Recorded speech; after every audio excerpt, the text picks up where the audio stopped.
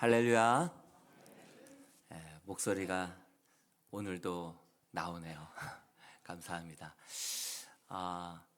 오늘은 침묵이라고 하는 제아의 말씀 함께 나눌까 합니다.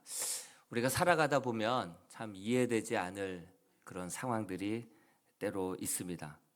응답이 없고 또 억울한 일을 당해도 하나님이 침묵하시는 경우가 종종 있죠. 왜 이런 일을 겪어야 되는지 설명도 듣지 못한 채 그러한 암울한 터널을 통과하는 것 같은 그러한 시간들을 보낼 때가 종종 있습니다. 하나님이 왜 침묵하시는 것일까? 왜 우리 주님이 이렇게 침묵하시는 것일까? 오늘 말씀에 보면 침묵하시는 예수님에 대해서 나오고 있습니다. 먼저 깊은 침묵으로 들어가기 전에 빌라도가 예수님께 묻습니다. 내가 유대인의 왕이냐? 그러자 우리 주님께서 내 말이 옳도다 이렇게 짧게 대답하신 이후로는 그 뒤로는 아무 말씀도 하지 아니하셨다. 그리고 그 다음 절에는 한 말씀도 하지 않으셨다. 이렇게 깊은 침묵으로 들어가게 됩니다. 근데 깊은 침묵으로 들어가기 전에 먼저 그 깊은 침묵 속에서도 어떤 질문에 대해서는 반드시 대답하시는 말씀이 있더라고요. 어떤 상황에서든지 어디에서든지 침묵을 깨고 그 질문에는 꼭 답변하시는 질문이 있더라고요. 마태복음 26장 63절에서 64절 말씀을 같이 한번 읽어보겠습니다. 시작. 예수께서 침묵하시거늘 내가 너로 살아계신 하나님께 맹세하노니 내가 하나님의 아들 그리스도인지 우리에게 말하라. 예수께서 이르시되 내가 말하였느니라. 그러나 내가 너희에게 이르노니 이후에 인자가 권능 우편에 앉아 있는 것과 하늘 구름을 타고 오는 것을 너희가 보리라 하시니. 주님께서 깊은 침묵 속에서도 어떠한 질문을 받으면 반드시 입술을 열어서 대답하시는 대답이 있더라고요. 그 공통점을 보니까 그 주님의 정체성에 대한 질문을 하면 하나님의 아들입니까? 유대인의 왕이십니까? 예수님의 정체성에 대한 질문을 하게 되면 이 질문에는 깊은 침묵 속에 들어가기 전이든 들어간 이후에든 또 입술을 열어서 말씀을 해주시는 모습들을 보게 되는 거예요. 왜 그러실까?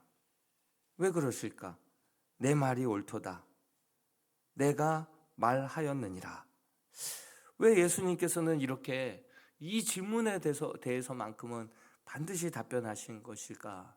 이유를 생각해 보면 영혼 구원과 관련되어 있기 때문에 그렇죠. 영혼 구원과 관련되어 있기 때문에 어떤 상황 속에서도 어떤 상태에서 있다 하더라도 우리는 교회는 영혼 구원과 관련된 일에 대해서만큼은 반드시 우리도 응답을 하고 반응을 보여야 될 줄로 믿습니다.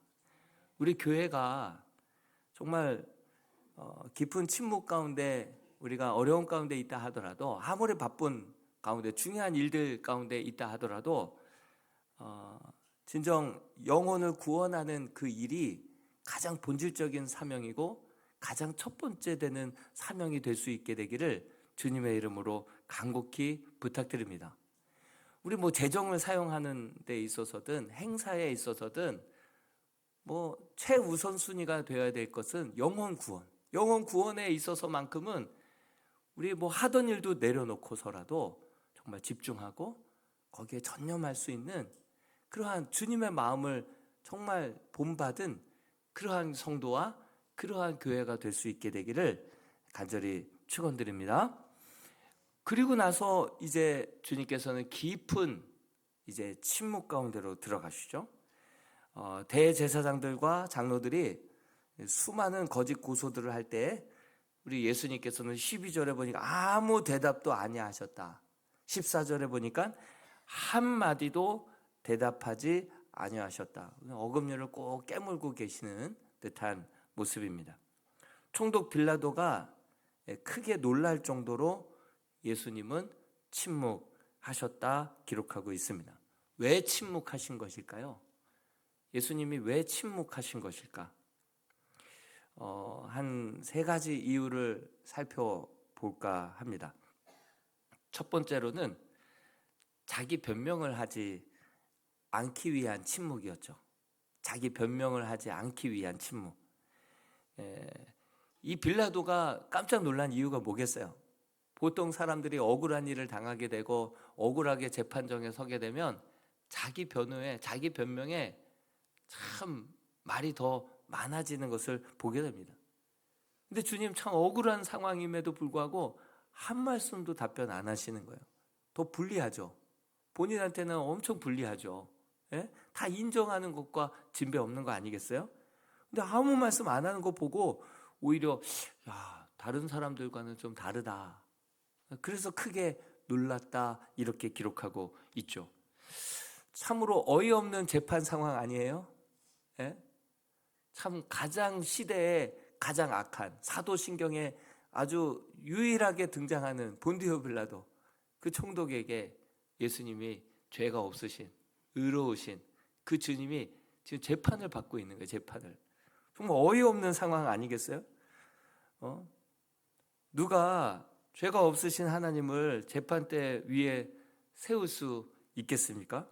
그러나 우리 주님 죄가 없으시잖아요. 더군다나 대제사장들과 장로들은 자기네들에게 사형 언도를 내릴 수 있는 권한도, 집행할 권한도 없기 때문에 본디오 빌라도 총독에게 넘긴 것이죠. 그런데 그 넘긴 이유가 보통 그 피지배 국가들에게는 종교 권한을 다 위임해 줬거든요. 그래서 대제사장 종교 지도자들에게는 여러 가지 권한들이 있었어요. 그런데 그 죄의 명이 신성모독죄, 이거 종교에 관한 거잖아요. 종교에 관한 거는 자기네들끼리 알아서 해야 되는 거거든요. 그런데 이 신성모독죄다 이런 식으로 올라오다 보니까 이것이 해당 사항도 안 되는 거예요. 그러다 보니까 급히 또 만든 제목이 유대인의 왕이다. 유대인의 왕이다. 정치적인 목적으로 자기가 왕이 되려고 한 자다 이렇게 제명을 바꿔서 그렇게 또 예수를 보내려고 하지 않습니까?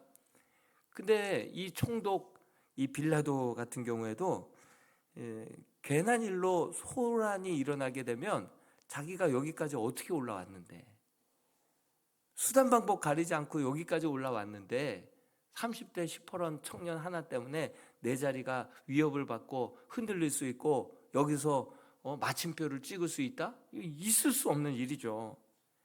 극도로 소란이 일어나는 것을 원치 않은 사람이 또 본디오 빌라도였죠. 또 18절까지 읽었지만 19절 뒤로는 아내의 꿈도 좋지 않다라고 사람을 보내어서 그 사람 어떻게 좀 안 했으면 좋겠다. 예? 좀 상관하지 말아달라고. 내 꿈이 참 애먹었다. 여러분 우리 남자들 경험이 있잖아요.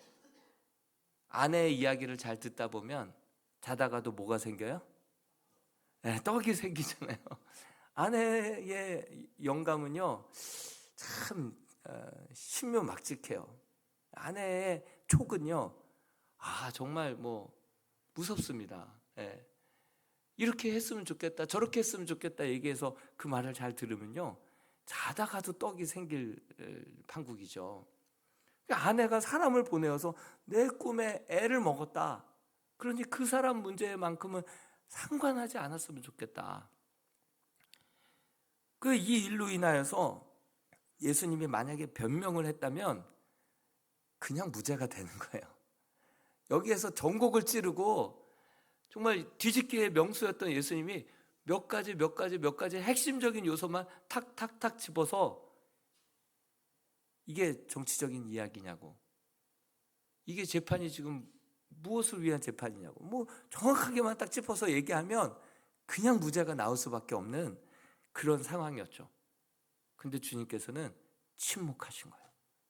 왜? 기록된 성경의 말씀대로 하나님의 뜻대로 인류를 구원하시는 메시아가 되기 위해서는 십자가에 죽으셔야지만 부활할 수 있듯이 반드시 기록된 말씀대로 그 뜻을 이루기 위해서는 변명하면 안 되는 거예요. 그래서 주님은 일부러 침묵하셨다라고 하는 사실이죠. 예수님은 이 땅에 자기의 자존심을 드세우기 위하여서 자기의 옳음을 증명해 보이기 위해서 오신 분이 아니라 죽기 위해 오신 분인 줄로 믿습니다. 우리를 구원하기 위하여서 오신 분인 줄로 믿습니다. 본인이 억울하더라도 견디시는 거예요. 침묵하시는 거예요. 말씀하지 않는 거예요. 근데 기록된 말씀이 뭐라고 기록되어 있어요? 이사야서 53장 7절 말씀을 같이 한번 읽어보겠습니다. 시작. 그가 곤욕을 당하여 괴로울 때에도 그의 입을 열지 아니하였으며 마치 도수장으로 끌려가는 어린 양과 털 깎는 자 앞에서 잠잠한 양같이 그의 입을 열지 아니하여. 이미 이사야 선지자 때 이미 예언이 다 되어 있었던 거예요. 털 깎는 자 앞에 잠잠한 양과 같이 우리 주님 억울하지만 죄가 없지만 모든 것들이 다 누명이지만 그럼에도 불구하고 우리 주님은 욕을 당하시되 대신 욕하지 아니하셨고 고난을 당하시되 위협하지 아니하셨고 공의로 심판하시는 이에게 부탁하셔서 예수님의 침묵은 패배가 아니라 예수님의 침묵은 진정 순종이었던 것이었습니다. 사람들은 예수님이 아무 말도 하지 않는 모습을 보면서 참 무기력하다, 믿지 못하겠다, 변명도 하지 않고 자기 변호도 하지 않고 억울한 고소를 받아도 가만히 계셨던 그런 모습을 보면서 사람들은 실망을 하고 또 조롱을 하고 그 육체적인 그 고통보다도요 침뱉음과 모욕과 멸시와 그래 너 유대인의 왕이라고 얼마나 조롱당하는지 몰라요. 사람은 육체적인 아픔보다도요 멸시, 마음의 고통이 더 큰 아픔이거든요. 평생의 또 트라우마지 않습니까? 그런데 예수님께서는 끝까지 그 모든 오해와 원망과 조롱과 멸시와 천대까지도 다 십자가에서 그 다가오는 고통을 다 짊어지시고 어금니를 꼭 깨무시고 침묵하신 거예요. 여러분, 우리 믿음의 선배들이 그 신사참배하라고 할 때 이거 국민 의례야 이렇게 생각하고 변명하고 고개 조금만 좀 세우면 돼, 조금만 더 숙이면 돼, 이러면 그냥 지나갈 수도 있는 문제고, 이렇게 하면 죽지도 않고 고통당하지도 않고 고문당하지도 않고 갇히지도 않고 별 문제 없이 살아야 그 다음 일을 또 도모하지, 이런 마음으로 얼마든지 타협하고 변명하고 그렇게 애둘러 지나갈 수도 있지 않았습니까?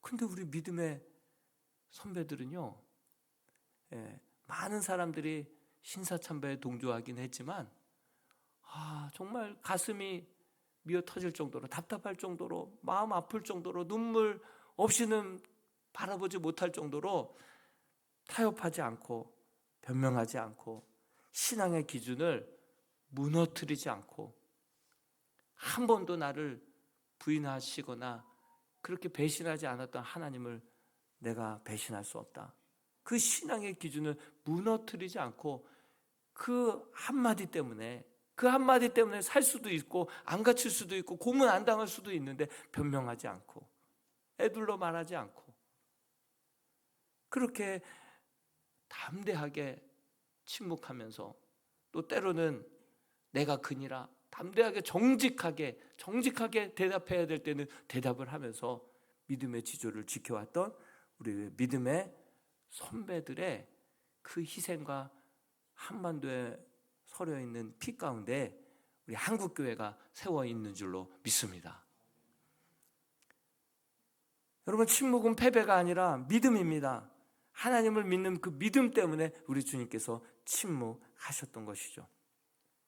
둘째로 보면 이미 십자가를 지기로 작정하셨기 때문에, 확증하셨기 때문에 우리 주님께서는 침묵하셨습니다. 겟세마네 동산에서 할 수만 있거든 이 잔을 내게서 옮겨달라고, 그러면서 핏방울이 땀방울이 되도록 밤이 새도록 그렇게 기도하시면서 마음에 확정하셨습니다. 나의 원대로 하지 마옵시옵시고 오직 주님의 뜻대로 하여 주옵소서. 마음에 확정을 한 거예요. 기록된 말씀대로 될 줄로 믿습니다. 그렇게 되리라 확신합니다. 하나님의 말씀대로 될 것을, 또한 기도한 대로 그렇게 이미 말씀의 자리에서, 기도의 자리에서 순교를, 십자가의 죽음을, 그것을 온전히 받아들이셨기 때문에 우리 주님께서는 이제 더 이상 다른 타협도, 다른 이야기도, 할 것도 들을 것도, 또 말해봤자 그들이 얼마나 그 말을 가지고 또 그냥 말꼬리를 잡고 또 그것을 가지고 재단하고 비난하고 재판하고 할 거 아니겠어요? 말해 뭐해? 침묵하신 것이죠.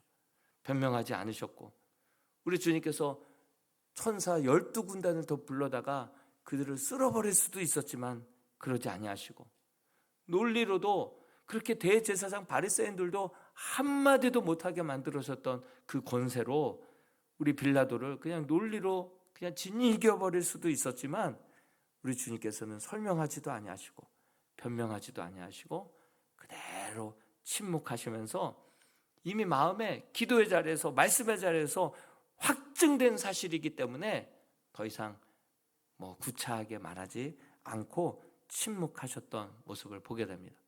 죽음이 두렵습니까? 죽음이 두렵지 않죠. 세 번째로, 하나님의 침묵은요, 버리심이 아니라 하나님의 놀라운 역사하심, 일하심이었다라고 하는 사실이죠. 예수님이 지금 억울하게 재판을 받고 계십니다. 하나님의 아들이 모욕을 당하고 거짓 고소를 당하고 죽음의 판결을 받게 된 그런 상황이죠. 그렇다면 하나님이 개입하셔야 되지 않습니까? 하나님께서 이는 내 사랑하는 아들이다, 내 아들의 음성을 들어라, 이렇게 말씀하셔야 될 때 아니겠습니까? 천사들을 보내셔서 그를 구원해 내셔야 될 상황 아닙니까? 그러나 하나님조차도 침묵하시는 거예요. 하나님조차도 고개를 돌려버리시는 거예요. 하나님이여, 하나님이여, 어찌하여 나를 버리셨나이까? 하나님조차도 고개를 돌리시고 침묵하셨던 그러한 아픔의 모습을 보게 됩니다. 그러면 하나님이 안 계신 것입니까? 하나님은 가장 큰 일을 이루실 때 오히려 침묵하시는 것을 보게 됩니다. 여러분, 요셉을 억울하게 옥에 가뒀을 때 하나님께서는 13년여 동안을 침묵하셨어요. 예? 다윗이 사울에게 쫓겨다닐 때 하나님께서 그 오랜 기간 그 침묵을 하셨죠. 욥이 고난을 당해서 그 이유를 계속해서 친구들과 또 찾아보지만 그때도 하나님은 침묵하셨습니다. 근데 그 침묵하신 이후에 어떤 일이 벌어졌습니까? 요셉은 총리가 되었고, 다윗은 통합왕이 되었고, 욥은 이전보다 더 큰 은혜와 복을 받게 되었고, 우리 예수님은 그 하나님의 침묵 가운데 인류를 구원하시는 구원의 역사를 이루신 줄로 믿습니다. 하나님이 침묵하실 때 그 침묵하시는 이유와 목적을 분명히 안다고 한다면 우리는 그 고난을 견뎌낼 수 있고 통과할 수 있고 이겨낼 수 있는 그 힘이 그 안에서 용솟음 치게 될 줄로 믿습니다. 하나님의 침묵은 아무것도 안 하시는 시간이 아니라 가장 더 깊이, 가장 더 온전히, 가장 더 왕성하게 일하시는 때인 줄로 믿습니다. 여러분, 수로보닉의 그 가나안 여인, 수로보닉의 여자가 간곡하게 도와달라고 예수님께 청을 하자 예수님이 한 말씀도 대답하지 않았다, 한 말씀도 대답하지 아니하시니, 이렇게 말씀이 나와 있습니다. 그리고 그 심지어 그 이후의 이야기도 모욕적인 이야기까지 나오죠. 우리 마태복음 15장 22절에서 23절 말씀 같이 한번 읽어볼게요. 시작. 가나안 여자가 하나가 그 지경에 나와서 소리질러 이르되 주 다윗의 자손이여 나를 불쌍히 여기소서. 내 딸이 흉악하게 귀신 들렸나이다 하되 예수는 한 말씀도 대답하지 아니하시니 제자들이 와서 청하여 말하되 그 여자가 우리 뒤에서 소리를 지르오니 그를 보내소서. 저렇게 소리 지르는데 주님은 못 들은 척 아무 말씀도 한 말씀도 대답하지 않고 있는 거예요. 그러니까 제자들이 와서 주님 저 소리가 안 들려요? 지금 저렇게 지금 애타게 부르짖고 있잖아요. 그런데 주님께서 입술을 열어서 하시는 말씀이 나는 이스라엘의 잃어버린 양 외에는 다른 데로 보내심을 받지 않았다. 자녀의 줄 그 떡을 개에게 주지 않 이렇게까지 얘기하신 거예요. 침묵하시고 입술을 벌려 이야기했을 때는 모욕적인 이야기까지 하신 거예요. 그러자 그 여인이 주여 개들도 주인의 상에서 떨어지는 부스러기를 먹나이다. 그럴 때야 비로소 주님께서 그 믿음이 주님께 닿고 커진 것을 확인하시고서는 내 소원대로 되리라 하시면서 그 약속의 간절한 기도에 응답하시지 않았습니까? 우리 주님께서 침묵하실 때, 당장 침묵하실 때는 우리가 서운하고 섭섭하고 이유를 알 수 못하고 마음에 상처를 입을 때도 있지만, 그러나 하나님은 침묵하실 때에 그 침묵을 통해서 요셉을 통해서 민족을 구원하실, 예수 그리스도를 통해서 이 온 세계를 구원하실 놀라운 역사를 지금도 행하시고 계시는 분이 우리 하나님이신 줄로 믿습니다. 그러므로 이 침묵의, 우리 주님의 침묵의 모습을 바라보면서 더욱더 우리는 이 이해할 수 없는 이러한 세상의 고난 속에서 잠깐이라도 침묵하고 침묵하시는 하나님을 묵상하고, 그래서 우리를 기도의 사람으로, 온전한 사람으로, 믿음의 사람으로, 주님 닮아가는 사람으로, 정말 말씀의 사람으로, 순종의 사람으로 빚어 나아가시는 하나님의 놀라우신 완전하신 손길을 경험할 수 있는 하나님의 침묵의 시간들이 될 수 있게 되기를 주님의 이름으로 축원드립니다. 우리나라 독립운동가셨던 박관준 장로님이라는 분이 계세요. 저도 이번에 그 책자를 통해서 알게 된 분이셨죠. 1875년도 평안북도 영변에서 아주 큰 부호의 좋은 가문의 넷째 아들로 태어난 거예요. 근데 그때 당시에는 이제 아이들이 낳고 어려서 많이 죽잖아요. 위에 3명의 형님이 다 죽은 거예요. 혼자 남은 거예요. 그리고 어렸을 때 아버지가 또 일찍 돌아가셨어요. 그리고 20살 되자마자 어머니가 또 돌아가셨어요. 그 모든 부를 혼자 그냥 다 상속받은 거예요. 남일이라고 별로 좋아하지도 않으시네요. 네. 그런데 결혼하기도 전이었는데 이로 인하여서 뭐 돈 많으면 뭐가 되겠어요? 허랑방탕하게 쓰는 거예요. 그리고 중병에 걸렸어요. 죽을 병에 걸린 거예요. 그 병원에 입원했을 때 선교사들을 통하여서 막 전도를 막 복음을 들었는데, 내가 왜 토속 종교 놔두고 우리 토속 종교 놔두고 왜 내가 서양 종교를 믿어야 되냐고 그냥 뭐 다 거절해 버렸죠. 근데 꿈을 통하여서 살아계신 그 주님을 만난 거예요. 꿈을 통해서 나로 하여금 그 기독교, 그 예수 그리스도를 믿으라는 그러한 꿈이었구나. 그것을 온전히 깨닫고 그 온전히 이제 믿음의 길에 들어서게 됩니다. 그리고 그 은혜가 너무나도 감사하고 치유받고 자유함을 얻어서 그때부터 어떻게 하면 전도할까? 그때부터 의사 공부를 하는 거예요. 그리고 의사가 돼요. 의사가 돼서 가는 곳마다 진료를 통하여서 사람들을 만나고 어려운 사람들 무료로 진료해 주면서 가는 곳마다 병원 옆에 교회를 차려놓고, 가는 곳마다 병원 옆에 교회를 차려놓고 교회를 세우고 영혼을 전도하고, 그 60만 고치는 자가 아니라 영혼까지도 고치는 그러한 자가 되게 해달라고 기도하면서 이런 사역을 막 하다가 하나님께서 막 미래에 되어질 일들을 많이 보여주시는, 과거 2월 26일 사건, 남경 함락 사건, 세계 2차 대전 발발할 것이다라고 하나님께서 다 보여주시고 그거 미리 예견한 대로 그대로 다 이루어지는 거예요. 이루어지는 거예요. 어느 날 누구를 위하여서 내 일을 감당할고 할 때 그가 꿈에서 재물이 필요하다고 한다면 저를 제물로 받아달라고, 저를 주님의 산 제물로 받아달라고, 제가 그 피를 흘리겠습니다. 그리고 자기 자신을 온전히 하나님 앞에 올려드려요. 두루마리에서 내려와서 50인의 순교자들의 이름이 나오는데 첫 번째로 자기의 이름이 딱 기록해 있는 것을 보게 됩니다. 그는 이미 마음에 순교를 작정을 했어요. 이미 확정됐어요. 하나님 앞에 내 생명 온전히 내어 드리기를 원합니다. 정말 썩어 없어지는 인생이 아니라 한 번밖에 없는 인생, 달아 없어지는 인생, 의미 있는 인생, 가치 있는 인생 되기를 원합니다. 이미 마음에 확증을 하다 보니 무엇이 두렵겠어요?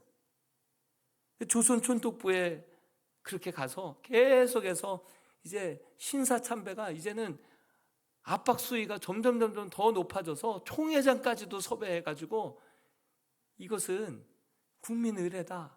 그래서 총회법까지도 통과시키고 교회들마다 그렇게 신사참배, 학교들마다 신사참배 막 이런 분위기가 막 거세지는 거예요. 그럴 때 조선 총독부에 아예 경고문에 그렇게 기록을 해서 내가 이러한 것들을 예견한 대로 그대로 다 이루어지지 않았느냐. 이 모든 것들은 하나님으로 말미암아 된 것이다.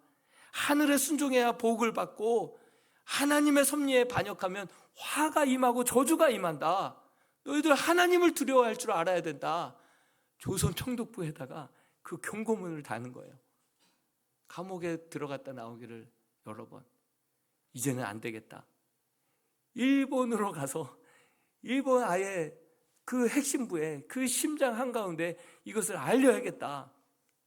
하나님께서 안희숙 여사 죽으면 죽으리라. 일본어가 가능한 안희숙 여사를 붙여주신 거예요. 꿈에서 또 이쪽으로 가라 저쪽으로 가라 만나게 해주신 거예요.